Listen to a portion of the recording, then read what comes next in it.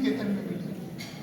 कुछ दिन काशी हिंदू विश्वविद्यालय में पढ़ाया तो वहाँ से जाना पड़ा, फिर कुछ दिन चंडीगढ़ रहे, फिर वापस काशी गए। तो स्थायी नौकरी का संकट बहुत बड़े बड़े लोगों को था, ऐसे लोग जिन्होंने 20-20 वॉल्यूम लिखा है। और आज आप देखिए कि हमारे पास बहुत साधारण योग्यता और क्षमता और प्रयास करने वाले लोगों के लिए भी स्थायी नौकरियों के अवसर हैं। मैं नौकरी की बात कर रहा हूँ, रोजगार का अर्थ नौकरी नहीं होता है। अभी अजय तिवारी जी का वक्तव्य सुना आपने, तो नौकरी करने के लिए हो सकता है किसी को लगे कि हिंदी में अच्छी नौकरी नहीं मिलती होगी, ये सच नहीं है।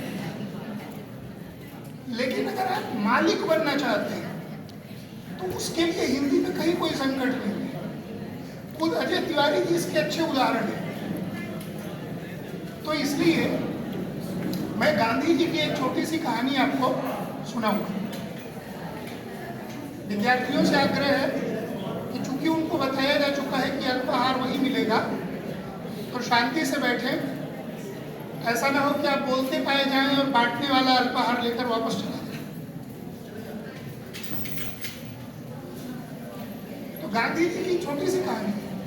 गांधी जी लंदन से लौट रहे थे पढ़ाई लिखाई करके, अंग्रेजों के देश से अंग्रेजी में पढ़ाई की। तो उन्होंने लिखा कि जब मैं लौट रहा था तो मेरा दिमाग 7वें आसमान पर था, क्योंकि जो अंग्रेज इस देश पर शासन कर रहे थे उनके देश से पढ़कर लौट रहे थे। बोले लेकिन ये स्थिति तब तक थी जब तक मैं अपने गुरु से नहीं मिला था। तो गांधी जी के राजनीतिक गुरु तो गोखले थे, सब लोग जानते हैं। उनके एक आध्यात्मिक गुरु भी थे, मैं उनका नाम नहीं बताऊं, वो आपको खोजना है। वो जौहरी थे, आध्यात्मिक गुरु।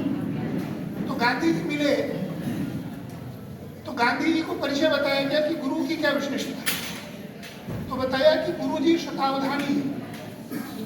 शतावधानी क्या होता है? ऐसा व्यक्ति कि जिसको आप 100 चीजों के नाम बताइए, 1, 2, 3, 4, 5 ऐसे करें, और फिर पूछिए कि 35वें नंबर पर मैंने क्या कहा था, तो वो व्यक्ति बता देगा। तो गांधी जी आसानी से भरोसा नहीं करते थे किसी चीज पर। तो उन्होंने परीक्षा ली, सूची बनाई, 100 शब्द लिखे, उनके सामने बोला, फिर पूछा 67वें नंबर पर मैंने क्या कहा, 30 नंबर पर मैंने क्या कहा। तो गुरु जी ने जवाब दे दिया। तो गांधी जी बहुत चक्कर में पड़े कि कोई व्यक्ति बहुत साधारण सा जीवन जीते हुए ऐसा चमत्कार कैसे कर सकता है। तो गांधी जी को बताया गया कि ये कारोबारी है, वो भी जौहरी है, तो हीरा जवाहरात सोना चांदी इसका कारोबार करते, छोटा कारोबार तो है। तो गांधी जी ने कहा कि जरूर आपने अंग्रेजी पढ़ी होगी, तभी आप इतना देश विदेश में व्यापार कर सकते हैं। तो उन्होंने कहा नहीं, मैंने अंग्रेजी नहीं पढ़ी। तो बोले फिर कारोबार कैसे करते हैं? तो गांधी जी ने कहा कि इस काम के लिए मैंने कुछ अंग्रेजी जानने वालों को नौकर रखा हुआ है। तो मैंने जो बात कही आपसे कि नौकरी पाने के लिए हो सकता है भाषा का एक संकट हो, लेकिन रोजगार के लिए भाषा कोई बाधा नहीं है। हिंदी के मध्यकाल के कवि कबीर वो तो कहते ही है कि मैं बाजार में खड़ा हूं। तो हिंदी सदैव से बाजार की भाषा रही। भारत के बाहर जो लोग हिंदी लेकर गए वो कौन लोग थे? मॉरिशस गए, फिजी गए, सूरीनाम गए, दक्षिण अफ्रीका गए। वे बहुत साधारण लोग थे, मजदूर थे, किसान थे, और अपने साथ अपनी भाषा ले गए।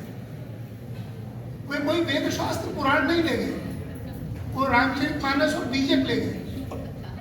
और उनकी तीसरी, चौथी, 5वीं पीढ़ी आज है, और वो पीढ़ी बहुत अच्छी हिंदी बोलती है, वो पीढ़ी हिंदी लिखती है, और उसको अपना काम करने में कहीं कोई दिक्कत नहीं है।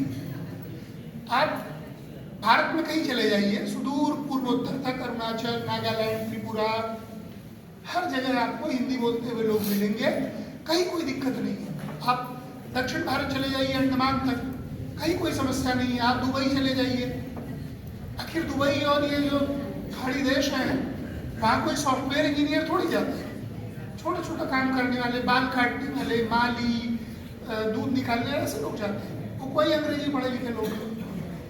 और भारत का जो विदेशी मुद्रा भंडार है, उसमें सबसे बड़ा योगदान उन्हीं लोगों का है। तो इसलिए अगर हम सिर्फ नौकरी को रोजगार न समझें, क्योंकि जो भारतीय चित्त है, भारतीय जो मन है, वो नौकरी करने वाला कभी रहा नहीं, सच है। इसलिए आपने कहावत सुनी होगी, उत्तम खेती, तो कृषि कर्म उत्तम है, व्यापार है, नौकरी